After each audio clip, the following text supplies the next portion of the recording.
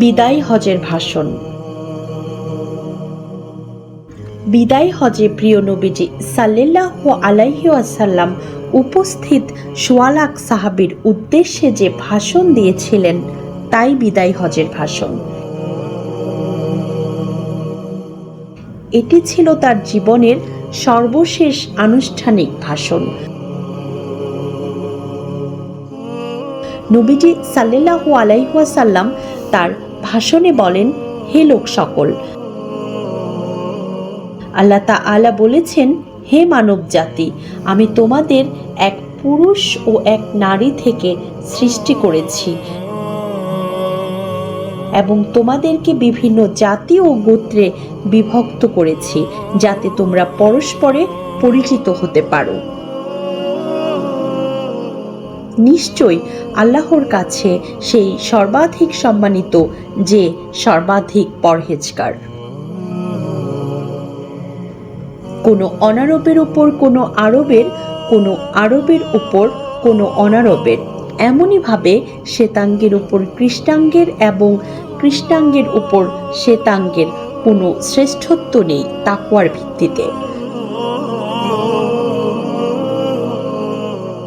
সব মানুষ আদম আলাইহিস সালামের সন্তান, আর আদম আলাইহিস সালাম মাটি দ্বারা সৃষ্ট।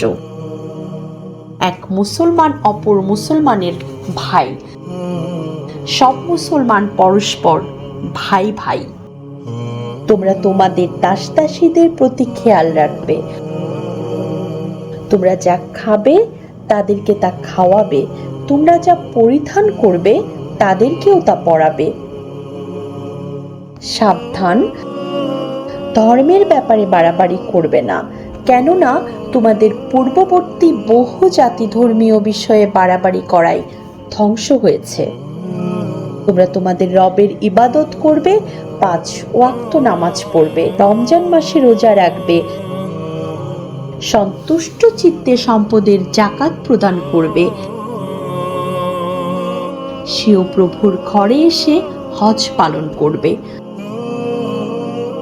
তাহলে তোমাদের রবের জান্নাতে প্রবেশ করতে পারবে।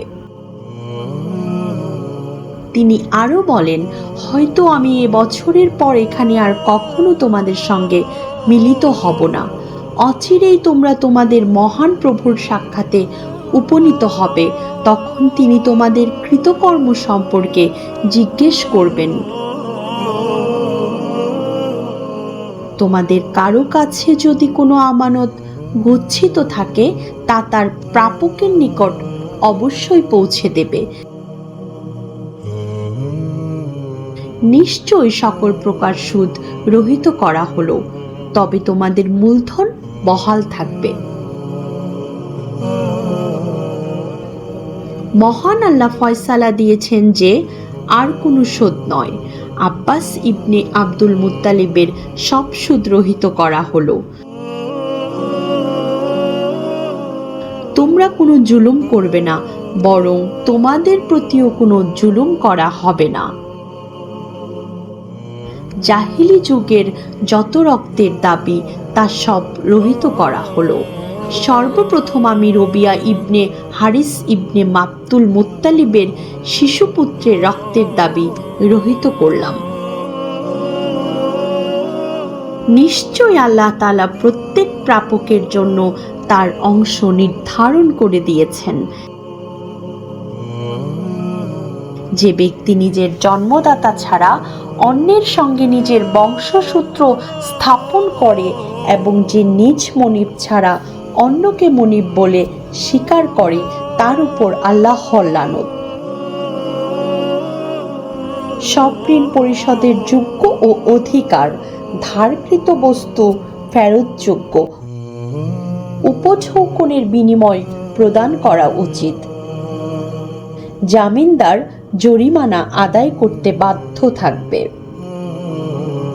কারো জন্য তার অপর ভাইয়ের কোনো কিছু বৈধ নয় যতক্ষণ না সে নিজে সন্তুষ্ট চিত্তে প্রদান না করে।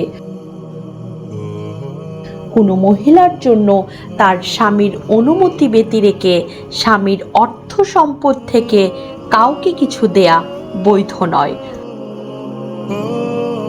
তোমরা কখনো একে অন্যের ওপর জুলুম করো না। নিশ্চয়ই তোমাদের স্ত্রীদের ওপর তোমাদের অধিকার রয়েছে এবং তোমাদের ওপরও তাদের অধিকার আছে।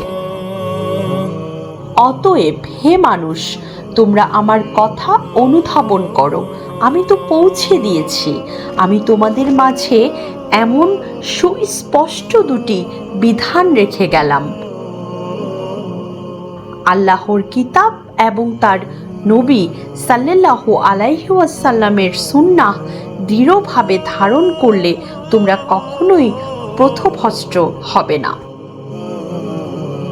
প্রত্যেক মুসলিম অপর মুসলিমের ভাই এবং মুসলিমগণ ভ্রাতৃপ্রতিম।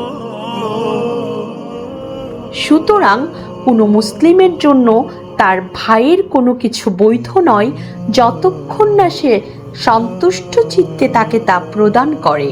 অতএব তোমরা নিজেদের প্রতি জুলুম করো না। সকলে শুনো, এখানে উপস্থিতগণ যেন এই বার্তাগুলো অনুপস্থিত লোকদের নিকট পৌঁছে দেয়। হয়তো অনেক অনুপস্থিত লোক উপস্থিত শ্রোতা অপেক্ষা অধিক হেফাজতকারী হবে। অতঃপর মহান সৃষ্টিকর্তার ওহী নাজিল হয়, আজ আমি তোমাদের জন্য তোমাদের ধর্মকে পরিপূর্ণ করে দিলাম এবং তোমাদের প্রতি আমার নিয়ামত পূর্ণ করলাম এবং তোমাদের জন্য ধর্ম হিসেবে ইসলাম দিয়ে আমি সন্তুষ্ট হলাম।